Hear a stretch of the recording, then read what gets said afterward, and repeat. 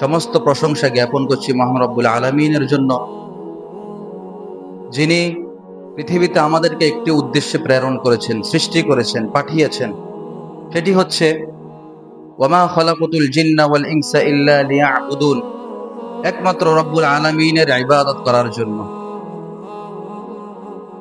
তাই সে মহান রবের সমস্ত প্রশংসা করছি। আলহামদুলিল্লাহ, আলহামদুলিল্লাহি হামদান কাসীরা।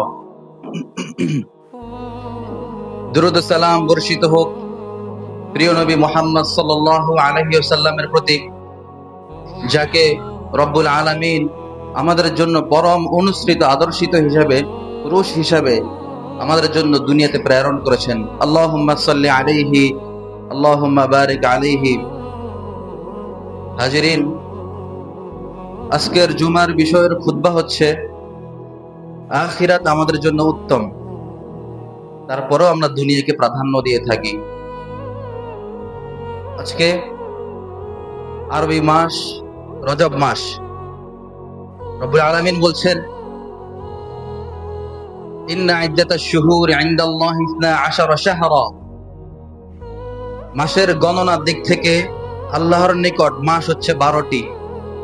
মিনহা আরবাআতুন হুরুম, তার মধ্যে 4টি মাস হচ্ছে হারাম মাস, যে মাসগুলোতে গুনাহ করা নিষেধ, যে মাসগুলোতে হত্যা করা নিষেধ, যুদ্ধ বিগ্রহ করা নিষেধ, ফিসুক, কিতাল, যত ধরনের গুনাহ আছে সবগুলো করা নিষেধ। অন্যান্য মাসে যদি গুনাহ করে তাহলে একটি গুনার বিনিময়ে একটি গুনাহ লেখা হয়, আর এই মাসগুলোতে যদি নিষিদ্ধ মাসগুলোতে গুনাহ করা হয় তাহলে গুনাহ আল্লাহ তাআলা বেশি লেখেন। অতএব সাবধান, এই হারাম মাস এখন চলতেছে রজব মাস, গুনাহ থেকে আল্লাহ তাআলা যাতে আমাদেরকে হেফাজত করুন, আল্লাহুম্মা আমিন। হাজিরিন, আমরা এমন এক দুনিয়ায় বসবাস করছি যেখানে চোখের সামনে থাকা সামান্য আরাম, সামান্য সম্পদ আর ক্ষণস্থায়ী প্রশংসায় আমাদের জীবনের মূল লক্ষ্য হয়ে দাঁড়িয়েছে। দুনিয়ার এই ঝলমলে রূপ আমাদেরকে এতটাই মুগ্ধ করে রেখেছে যে আমরা ভুলে যাই এই দুনিয়া কেবল একটি পরীক্ষার কেন্দ্র। যত নবী রাসূল এসেছেন, আল্লাহ তাআলা সকলের পরীক্ষা নিয়েছেন। আমাদের মাঝে যারা একটু সিনিয়র প্রকৃতির মানুষ, একটু মুরব্বী টাইপের মানুষ, দিন দুনিয়া থেকে গাফেল, যারা দিন ধর্ম থেকে যারা গাফেল, তারা বলে আল্লাহ তাআলা আমাদেরকে ক্ষমা করে দিবেন, আমরা তো কিছুই জানি না, আল্লাহ তাআলা ক্ষমা করে দিবেন। অথচ আল্লাহ তাআলা কোন মানুষকে পরীক্ষা নেওয়া ব্যতীত ক্ষমা করে দিবেন না। রব্বুল আলামিন বলছেন সূরা আনকাবুতের আয়াত নম্বর 2, আহাসিবান নাস আন ইউতরাকু আন ইয়াকুলু আমান্না ওয়া হুম লা ইফতানুন। মানুষ কি মনে করে যে সে শুধু বলবে আল্লাহ আমি তো ঈমান এনেছি,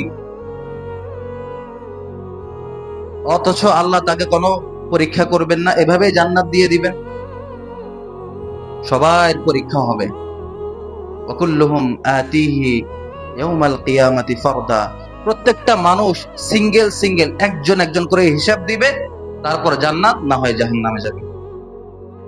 যদি কোনো মানুষ মনে করে আমি তো কিছুই জানি না, আল্লাহ তাআলা এমনিই ক্ষমা করে দিবে। আসলে অনেক মুরব্বী পরীক্ষা ছাড়া, হিসাব নিকাশ ছাড়া কারো কোনো ক্ষমা নেই, কারো জান্নাতও নেই, জাহান্নামও নেই।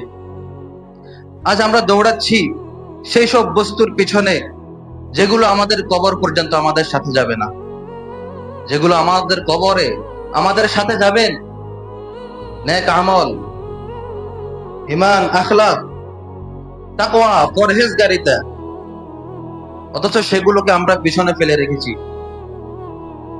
আমাদের খবর নাই, আমরা গাফিলতির মধ্যে জীবন যাপন করছি।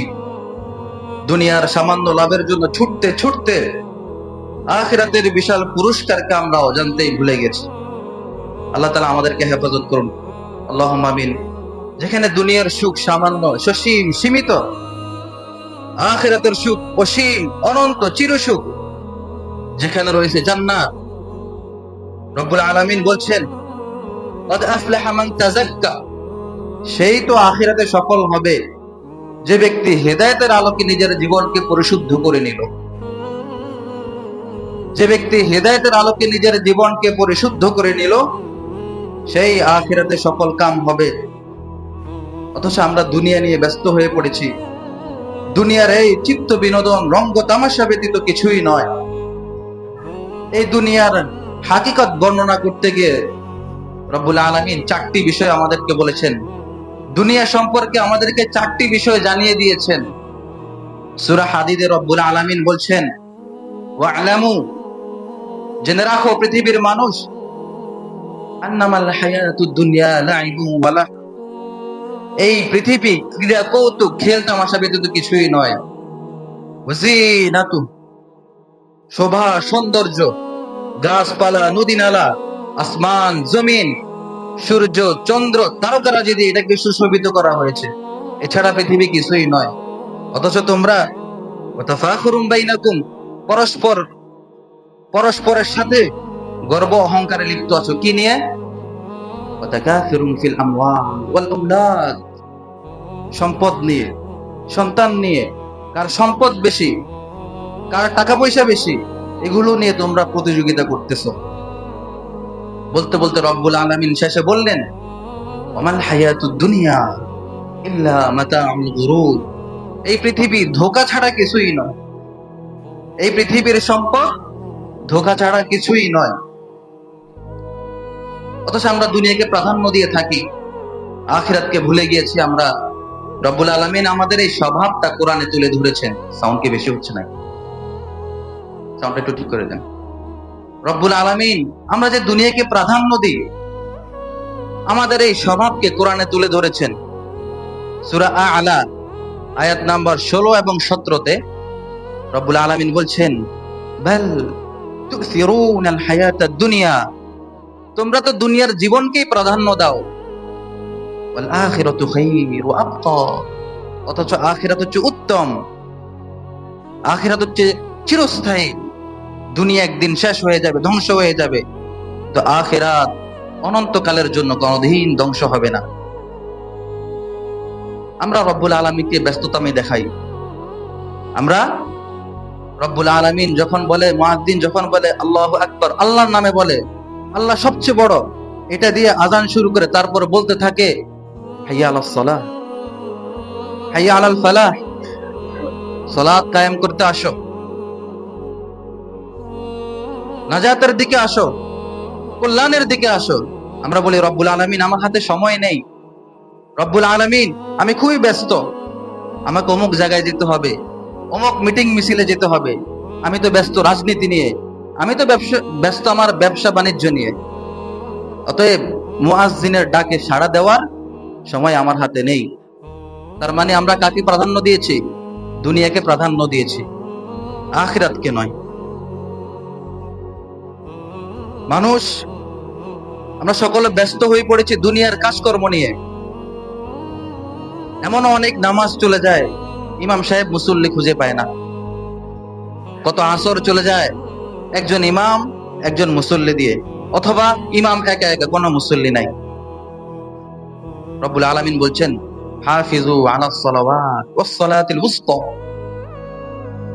যত নামাজ আছে এগুলোর হেফাজত করো, বিশেষ করে আসরের নামাজ, ওয়াস সালাতিল উসতা।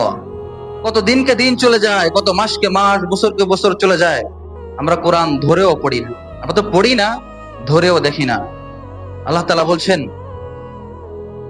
আফালা ইয়াতাদাব্বারুনাল কুরআন, কেউ কি আছে কোরআন নিয়ে তাদাব্বুর করবে, অন্তর দিয়ে এটার মাহাত্ম্য বুঝবে, কি বলতে চাচ্ছে আল্লাহ তাআলা এটা বুঝবে? কেউ কি আছে? আম আলা কুলুবিন আকফালুহা, নাকি তোমার অন্তর সমূহে তালা মারা আছে? আপনি যদি কোরআন নিয়ে গবেষণা না করেন, বুঝবেন আপনার অন্তরে কি তালা। আপনার অন্তর চায় না কোরআনকে বুঝতে। রব্বুল আলামিন বলছেন, আফালা ইয়াতাদাব্বারুনাল কুরআন, তোমরা কি কোরআন নিয়ে তাদাব্বুর করবে না, এটা নিয়ে গবেষণা করবে না? ওয়ালাউ কানা মিন ইনদি গায়রিল্লাহ লাওয়াজাদু ফীহি ইখতিলাফান কাসীরা, এই কোরআন যদি গায়রুল্লাহ ব্যতীত, আল্লাহ ব্যতীত অন্য কারো পক্ষ থেকে হতো, লাওয়াজাদু ফীহি ইখতিলাফান কাসীরা, এখানে অনেক মতানৈক্য থাকতো। সাদ ওয়াল কুরআনি যিযিকর, কোরআনকে আল্লাহ স্মরণ করার জন্য নাজিল করেছেন। ওয়ালাকাদ ইয়াসসারনাল কুরআন, কোরআনকে আমি সহজ করেছি। হাল মিম মুদ্দাকির, কেউ কি আছো এটা নিয়ে পড়বে, এটা নিয়ে জানবে, এটার অর্থ বুঝবে, অনুধান করবে? 4 বার বলেছে সূরা কামারে।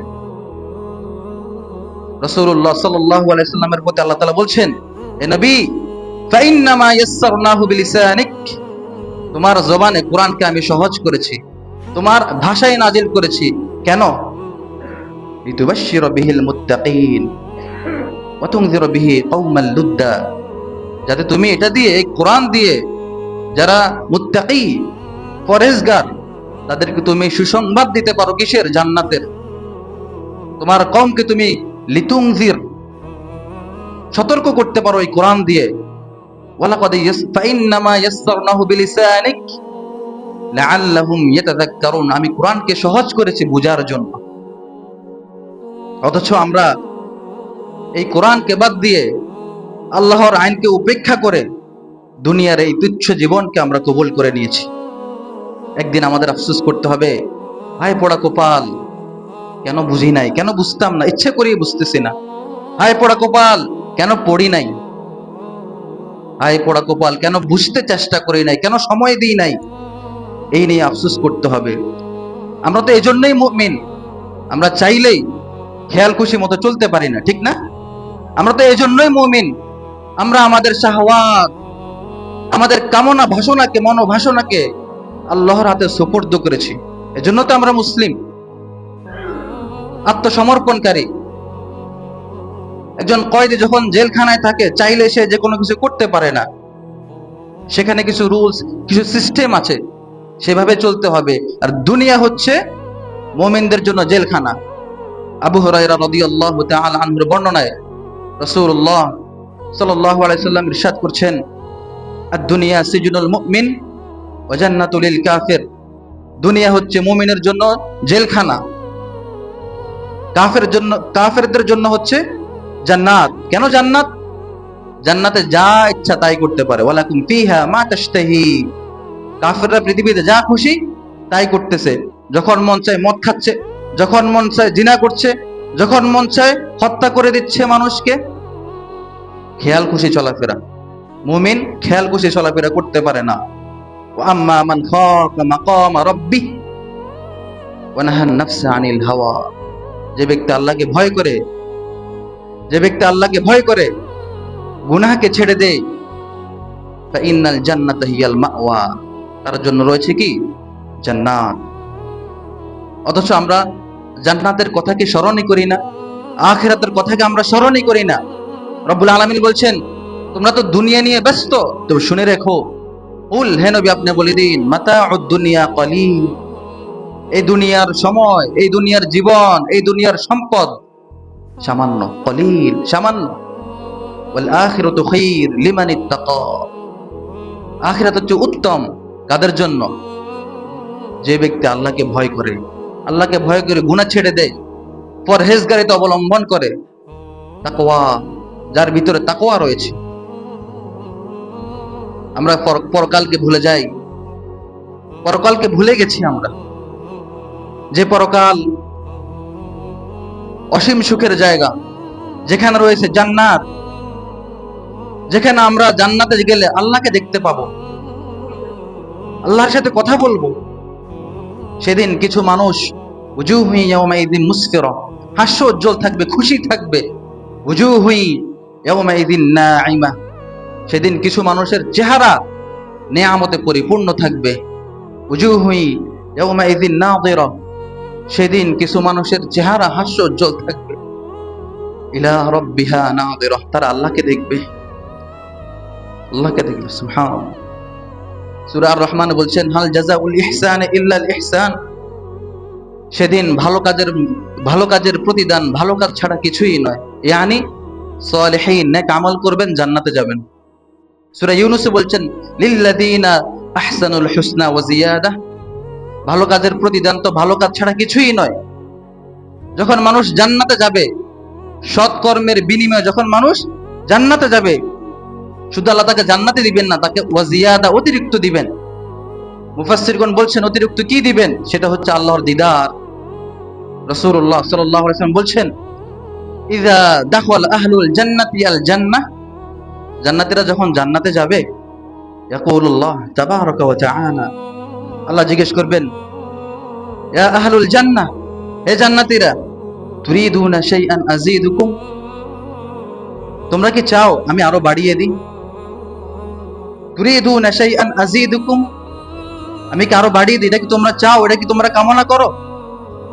জান্নাতীরা বলবে, ইয়া রাব আলাম তুবাইয়িদ ওয়ুজুহানা, আপনি কি আমাদের চেহারাগুলোকে আলোক উজ্জ্বল করে দেননি? ওয়া তুদখিলনাল জান্নাহ ওয়া তুনাজ্জিনা মিনান নার, আপনি কি আমাদেরকে জাহান্নাম থেকে মুক্তি দিয়ে জান্নাতে প্রবেশ করাননি? আর কোনো কিছু আমাদের চাওয়া থাকতে পারে? বলেন নবী সাল্লাল্লাহু আলাইহি ওয়াসাল্লাম, নবী করিম সাল্লাল্লাহু আলাইহি ওয়াসাল্লাম বলছেন, ফায়াকশিফুল হিজাব, আল্লাহ জান্নাতীদের মাঝে এবং আল্লাহর মাঝে যে পর্দা থাকবে সেটাকে সরাই দিবেন। সুবহানাল্লাহ। বলে মানুষরা আল্লাহকে দেখতে পাবে, মানুষরা তাকিয়ে থাকবে তার রবের দিকে।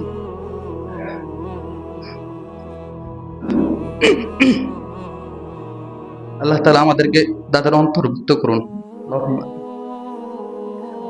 রাসূলুল্লাহ সাল্লাল্লাহু আলাইহি ওয়াসাল্লাম বলছেন, ফামা উ'তু শাইআন আহাব্বু ইলাইহিম মিনান নাযরি ইলা রাব্বিহিম আযজা ওয়া জাল, সেদিন জান্নাতীরা তার চেয়ে বেশি সুখ হবে না যখন আল্লাহকে দেখবে। এর চেয়ে বেশি কোনো নেয়ামত জান্নাতে থাকবে না। রব্বুল আলামিন বলছেন, হাদিসে কুদসিতে হাদিসটি এসেছে, আ'দাততু লিইবাদিয়াস সালিহিন, আমি আমার নেককার বান্দাদের জন্য এমন কিছু প্রস্তুত করে রেখেছি, এমন কিছু প্রস্তুত করে রেখেছি, মা লা আইনুন রাআত, কোন চোখ কোনদিন দেখেনি, ওয়ালা উযনুন সামিআত, কোন কান কোনদিন শুনেনি, ওয়ালা খাতারা আলা কলবি বাশার, আদম সন্তান তার দুনিয়াবি অন্তর দিয়ে কোনদিন কল্পনা করতে পারবে না। সুবহানাল্লাহ, কি যে রেখেছেন রব্বুল আলামিন আমাদের জন্য। অথচ আমরা অধম অথর্বরা আখিরাতের বিশাল নেয়ামতের কথা ভুলে গিয়ে দুনিয়ার সামান্য ভোগ বিলাস নিয়েই সন্তুষ্ট হয়ে গেছি। এজন্য রব্বুল আলামিন সূরা তাওবাতে জিজ্ঞেস করেছেন আমাদেরকে, আয়াত নাম্বার 38, আরাদিতুম বিল হায়াতিদ দুনিয়া মিনাল আখিরাহ, তোমরা কি আখিরাতের বিনিময়ে দুনিয়া পেয়ে সন্তুষ্ট হয়ে গেলে? ফামা মাতাউল হায়াতিদ দুনিয়া ফিল আখিরাতি ইল্লা কলিল, আখিরাতের তুলনায় দুনিয়ার এই জীবন, দুনিয়ার এই ভোগ বিলাস সামান্য তুচ্ছ, সামান্য তুচ্ছ নগণ্য। আজকে আমরা ক্ষমতার জন্য মরিয়া সবাই, কে কাকে বেড়ে ক্ষমতায় যাবে এই প্রতিযোগিতা চলছে আমাদের মাঝে। কিছুদিন আগের একটি ঘটনা দেখেননি? ক্ষমতার প্রতিহিংসায় পড়ে আমাদের এক ভাইকে হত্যা হতে হলো, নিহত হতে হলো। বেশি দিন আগের ঘটনা নয়, 1 সপ্তাহ 2 সপ্তাহ আগের ঘটনা। ওসমান হাদি রাহিমাহুল্লাহ, দেশপ্রেমিক, দেশের জন্য ইনসাফের জন্য লড়াই করতে গিয়ে নিহত হয়ে গেলেন। কিসের প্রতিহিংসা? ক্ষমতার প্রতিহিংসা। বয়স আমাদের বয়সের হবে, যুবক 32 বছর বয়স, জীবনের মায়া ত্যাগ করে শাহাদাতের তামান্না নিয়ে ইনসাফের সংগ্রাম করতেন। তিনি দ্রোহের প্রতীক ছিলেন, ধূমকেতুর মতো এলেন, ন্যায় ও ইনসাফের বলিষ্ঠ কণ্ঠ হিসেবে গোটা জনপদে বিপ্লবের দাবানল ছড়িয়ে হঠাৎ রবের সান্নিধ্যে চলে গেলেন। আমরা দোয়া করি এই সমস্ত দেশ প্রেমিক যারা আছে, আল্লাহ তাআলা তাদেরকে শাহাদাতের মর্যাদা দান করুন, আল্লাহুম্মা আমিন।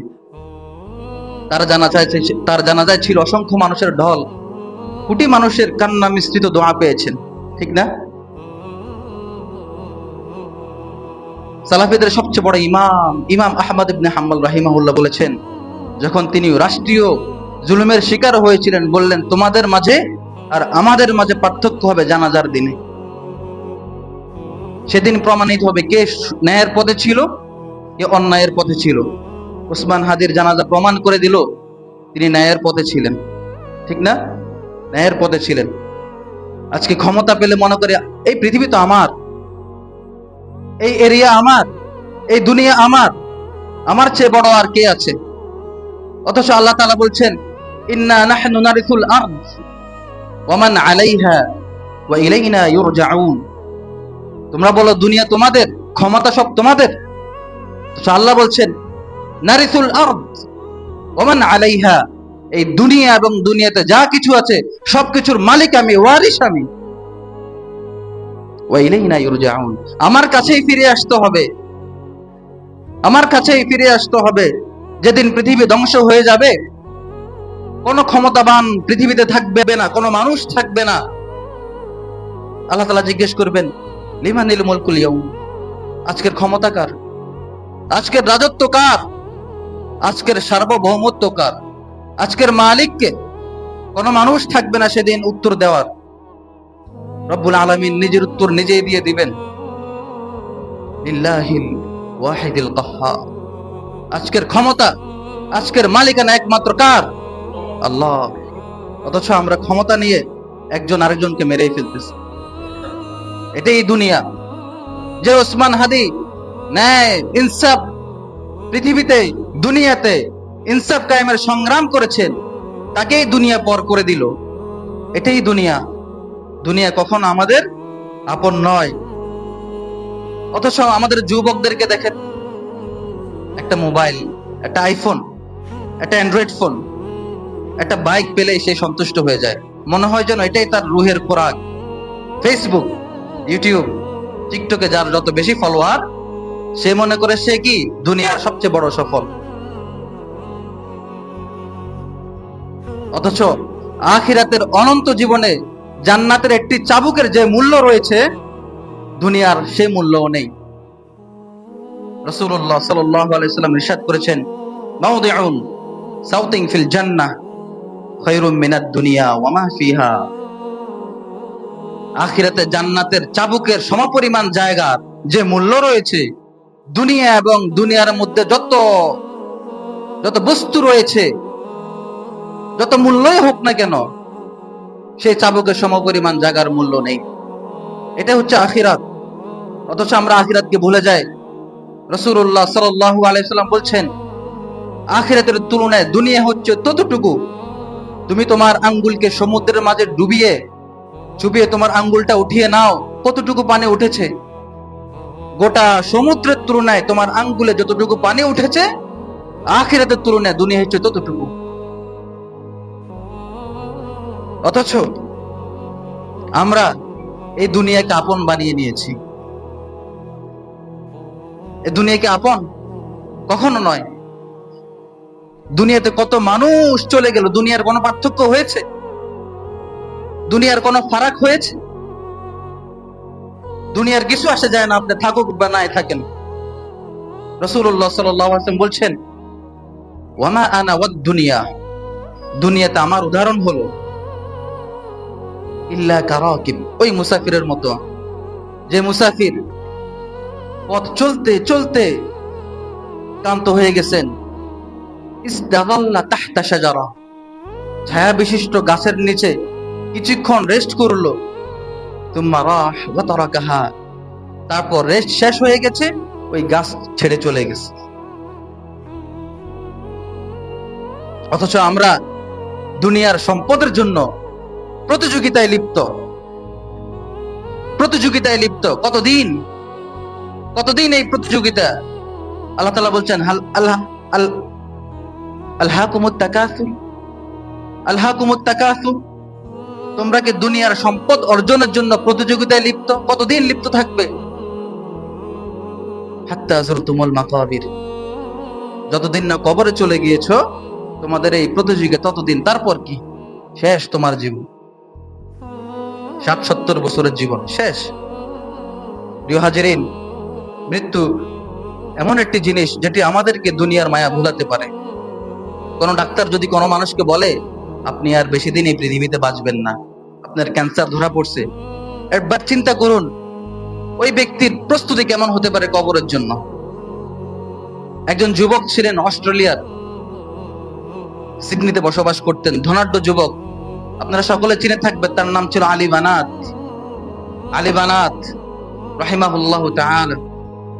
2015 সালে তার যখন ক্যান্সার ধরা পড়ে, ডাক্তাররা বলেছিল আপনি আর বেশি দিন বাঁচবেন না, যদিও বেশি দিন বাঁচেন 5 থেকে 7 মাস। আলী বানাত যুবক মানুষ, অনেক শখ ছিল, দামি গাড়ির, দামি ঘড়ির, ব্র্যান্ডের ঘড়ি, দামি ক্যাপ, দামি স্নিকার্স, অনেক কিছুই তার ঘরের ভিতরে যে শোকেস আছে এটার ভিতরে ছিল, শখে। তার একটি সাক্ষাৎকার নেওয়া হয়েছিল, বলে তাকে জিজ্ঞেস করেছিল, আলী বানাত, কেমন লাগে আপনার কাছে এখন? তিনি বলেন, আমার সামনে কত কিছু পড়ে আছে, বিলাসবহুল, দামি ঘড়ি, দামি ক্যাব, দামি গাড়ি, এগুলোর কোনো কিছুই এখন আমাকে মুগ্ধ করে না। পৃথিবীতে এখনো বেঁচে আছে, এখনো মরে নাই, শুধু এতটুকু নিউজ পেয়েছে কি সে আর বেশি দিন পৃথিবীতে বাঁচবে না, এতেই তার বিলাসিতার যেই শখ সব মিটে গেছে। বলতে বলতে তিনি বলছেন, এবং কি যে অক্সিজেন আমরা গ্রহণ করি শ্বাস প্রশ্বাসের, এটাও এখন আমার কাছে ভালো লাগে না। ঘুমালে ঘুম আসে না, কখন যে মারা যাব, কখন যে হায়াতটা চলে যাবে, কি অবস্থায় আমার মৃত্যু হবে, আমার কি ইমানটা থাকবে না চলে যাবে, আমি কি ধৈর্য ধরতে পারবো কিনা। তিনি বললেন, তাই আমি এই ক্যান্সারকে আমার উপহার হিসেবে নিয়েছি। কেন? কয়জন মানুষের এমন সৌভাগ্য হয় মৃত্যুর আগে কবরের প্রস্তুতি গ্রহণ করার? তার ক্যান্সার হয়েছিল, তিনি তার যত সম্পদ ছিল সবকিছু আফ্রিকায় গিয়ে দান করে দিয়েছেন। সুবহানাল্লাহ। তিনি বললেন, এগুলা কোনো কিছুই আমার সাথে যাবে না, এগুলো কোনো কিছুই আমার সাথে যাবে না, তবে এগুলো দান করে দিয়েছি, এখান থেকে যত মানুষ উপকৃত হবে সেটা আমার কবরে যাবে। তার ঘরের সামনে একটা লাল ফেরারি গাড়ি পার্কিং ছিল। তাকে জিজ্ঞেস করলেন, এই তোমার এই পছন্দের গাড়িটা দেখলে কেমন লাগে? বলে, এটা পড়ে আছে, কিন্তু আমি এটা এখন চড়ি না, ভালো লাগে না আমার, আমি কবরস্থানে গিয়ে বসে থাকি। দুনিয়া থেকেই দুনিয়ার মহাব্বত চলে গেছে তার অন্তর থেকে। লাজ্জাতুদ দুনিয়া, দুনিয়ার স্বাদ সে আর সামনে থাকা অবস্থাতেও ভোগ করতেছে না। মনে করেন একজন কয়েদির, যাকে বলা হলো আজকে রাতের 12টা বাজে আপনার ফাঁসি, তার সামনে যত ফেভারিট খাদ্য দেন, সে কি খাবে? খাইতে মন চাইবে? তার খানায় গলা দিয়ে নামবে না। এটাই হচ্ছে দুনিয়া। রাসূলুল্লাহ সাল্লাল্লাহু আলাইহি ওয়াসাল্লাম বলছেন, ইযা মাতাল ইনসান, মানুষ যখন মারা যায়, ইনকিতা আনহু আমালু, তার আমলের দরজাগুলো বন্ধ হয়ে যায়, ইল্লা মিন সালাস, তিনটি জিনিস ব্যতীত, ইল্লা মিন সাদাকাতিন জারিয়া, এমন সদকা, এমন দান যেটি আপনার মৃত্যুর পর চলমান। আপনি পৃথিবীতে একটি মসজিদ বানিয়ে গিয়েছেন, একটি মাদ্রাসা বানিয়ে গিয়েছেন, সেখানে যতদিন নামাজ পড়বে, আমল চলবে, ইবাদত চলবে, এগুলোর সওয়াব আপনি কবরে পেতে থাকবেন। আরেকটি হচ্ছে এমন জ্ঞান, আপনি মানুষকে শিখিয়েছেন কোরআন, খায়রুকুম মান তাআল্লামাল কুরআনা ওয়া আল্লামা, মানুষকে শিখিয়েছেন, আপনার ছাত্র আরো 10 জনকে শিখিয়েছে, সেই 10 জন আরো 100 জনকে শিখিয়েছে, এভাবে সেখান থেকে আপনি সওয়াব পেতে থাকবেন। এটাই সদকা জারিয়া। আও অথবা ওয়ালাদুন সালেহ, এমন নেক সন্তান রেখে গেছেন, আপনার মৃত্যুর পর আপনার জন্য বলবে, রব্বুল আলামিন আমার পিতামাতা, তাদেরকে রহম করেন, তাদেরকে ক্ষমা করেন, যেভাবে তারা শৈশবে আমাদেরকে লালন পালন করছে। ইয়ানি রব্বিরহামহুমা কামা রাব্বায়ানি সগীরা। এটা পড়ে যদি আপনার সন্তান আপনার জন্য দোয়া করে, এটার সওয়াব আপনি পেতে থাকবেন কবরে। যতদিন পৃথিবীতে আছেন, আমরা পৃথিবী নিয়ে কখনো তৃপ্ত হতে পারবো না, কখনো না। এটাই আমাদের স্বভাব। এবং কি কালকে মৃত্যু আমি তো জানি না, আজকে পর্যন্ত আমি সম্পদের পিছনে পড়ে থাকবো, এটাই মানুষের স্বভাব, ফিতরত। রাসূলুল্লাহ সাল্লাল্লাহু আলাইহি ওয়াসাল্লাম বলছেন, মাহমুমানি লা ইয়াশবিআন, মাহমুমানি লা ইয়াশবিআন, দুইজন ব্যক্তির পেট কখনো ভরে না। এক, মাহমুমুন ফিল ইলম লা ইয়াশবিউ মিন, একজন ব্যক্তি হচ্ছে সে জ্ঞান পিপাসু, ইলম অর্জন তাকে কখনো পরিতৃপ্ত করতে পারে না, সে আরো জ্ঞান অন্বেষণ করতে চায়, আরো জ্ঞান নিতে চায়। মাহমুমুন ফিদ দুনিয়া লা ইয়াশবিউ মিন, আরেকজন হচ্ছে দুনিয়া লোভী ব্যক্তি, দুনিয়ার কোন সম্পদে তার পেট ভরাইতে পারে না। তার যদি একটি স্বর্ণের পাহাড় থাকে, সে চাইবে আরেকটি স্বর্ণের পাহাড় কিভাবে করা যায়। এই কথাটাই রাসূলুল্লাহ সাল্লাল্লাহু আলাইহি ওয়াসাল্লাম বলছেন, লাউ কানা ইবনে আদম ওয়াদিয়ান মিন মাল, বনি আদমের যদি দুটি উপত্যকা থাকে সম্পদের, স্বর্ণের, টাকা পয়সার, লাবতাগা ওয়াদিয়ান সালিসান, বনি আদম চাইবে কিভাবে তৃতীয় স্বর্ণের উপত্যকা করা যায়। তার এই তৃপ্তি, তার এই লোভ দুনিয়ার প্রতি কখনো কমবে না ততদিন, যতদিন না তার মৃত্যু হয়েছে। রাসূল সাল্লাল্লাহু আলাইহি ওয়াসাল্লাম বলছেন, লা ইয়ামলিকু জাওফ ইবনে আদম ইল্লা তুরাব, আদম সন্তানের পেট মাটি ব্যতীত কোনো কিছুই ভরাতে পারবে না, ইয়ানি কবর। ইয়ানি যখন সে মারা যাবে, কবরে চলে যাবে, তার লোভ এখানে থেমে গেছে, শেষ, আর কোনো লোভ নেই। যেমনটা আল্লাহ তাআলা বলছেন, হাত্তা যুরতুমুল মাকাবির।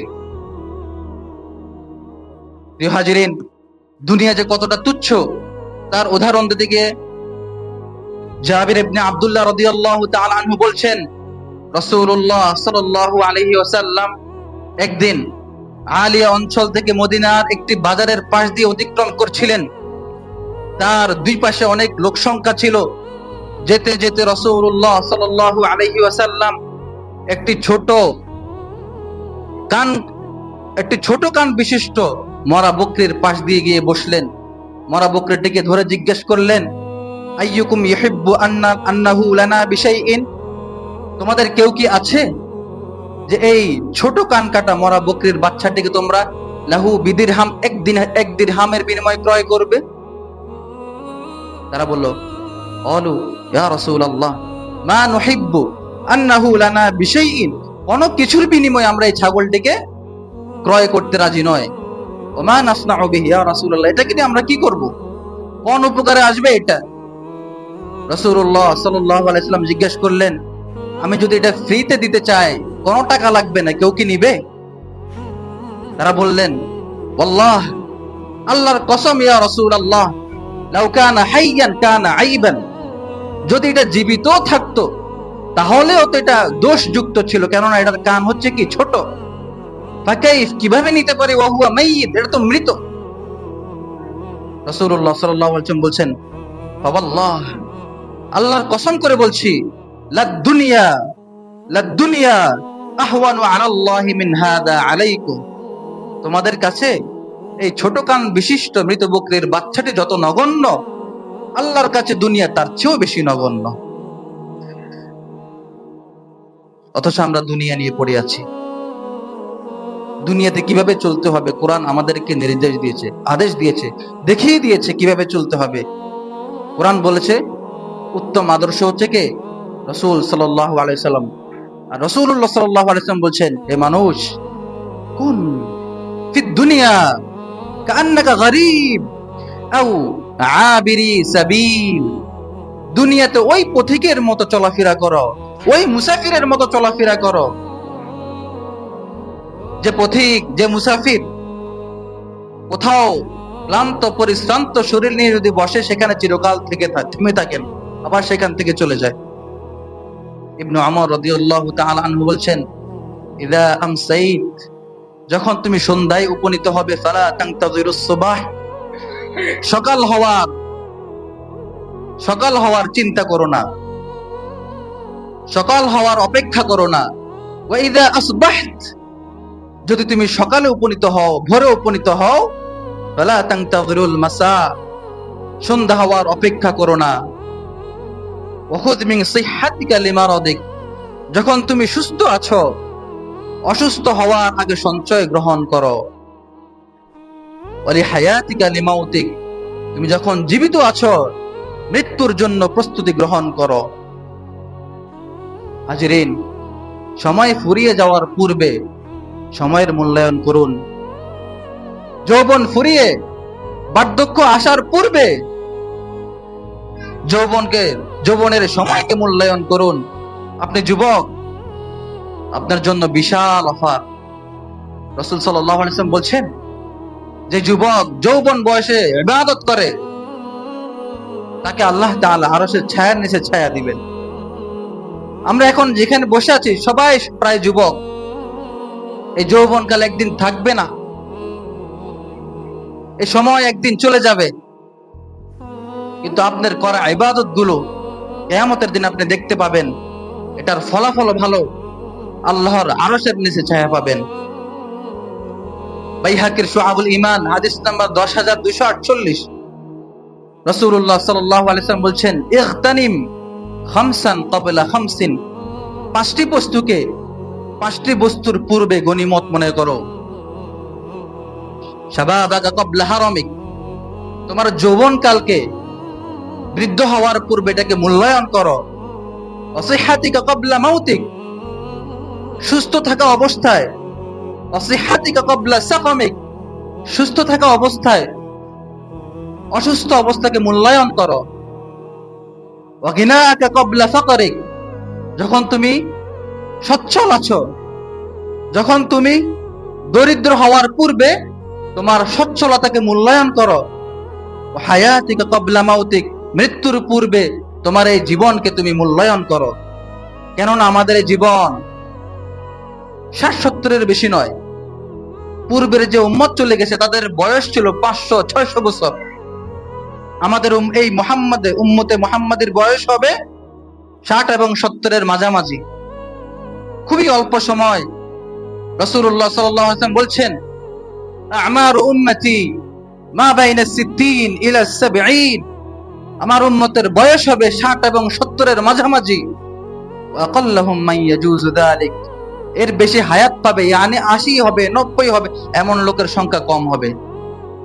এটা কি সঠিক নয়? কত মানুষ 90 বছর হায়াত পাইছে, আজকাল তো এটা অকল্পনীয়। যদি কেউ 90 বছর হায়াত পায়, বলে আমার দাদা মাশাআল্লাহ অনেক জীবন বাঁচছে, অনেক বছর বাঁচছে, 90 বছর হায়াত পাইছে। রাসূল সাল্লাল্লাহু আলাইহি ওয়াসাল্লাম বলছেন এর বেশি হায়াত খুব কম মানুষ পাবে।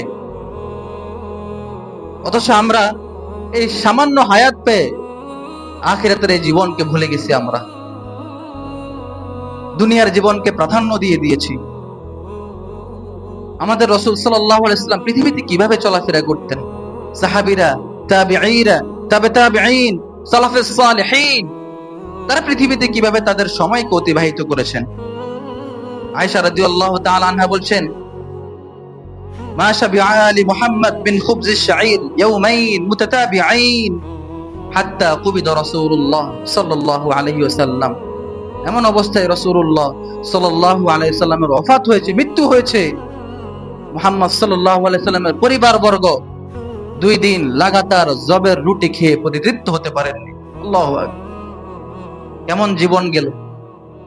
খন্দকের যুদ্ধের সময় সমস্ত সাহাবীরা পেটে ক্ষুধা নিয়ে গর্ত খনন করছিলেন, খাদ্যের অভাবে পেটে পাথর বেঁধে খাদ্য খুঁড়েছিলেন। কেউ কোনো অভিযোগ করেনি, বরং খাদ্যের ক্ষুধার যন্ত্রণা যাতে তাদেরকে কষ্ট না দিতে পারে সবাই মিলে কবিতা আবৃত্তি করা শুরু করলেন। এটাই ছিল তাদের জীবন। আবু হুরায়রা রাদিয়াল্লাহু তাআলা আনহু ক্ষুধার্ত অবস্থায় খাদ্যের অভাবে মদিনার অলিতে গলিতে মাটিতে শুয়ে থাকতেন।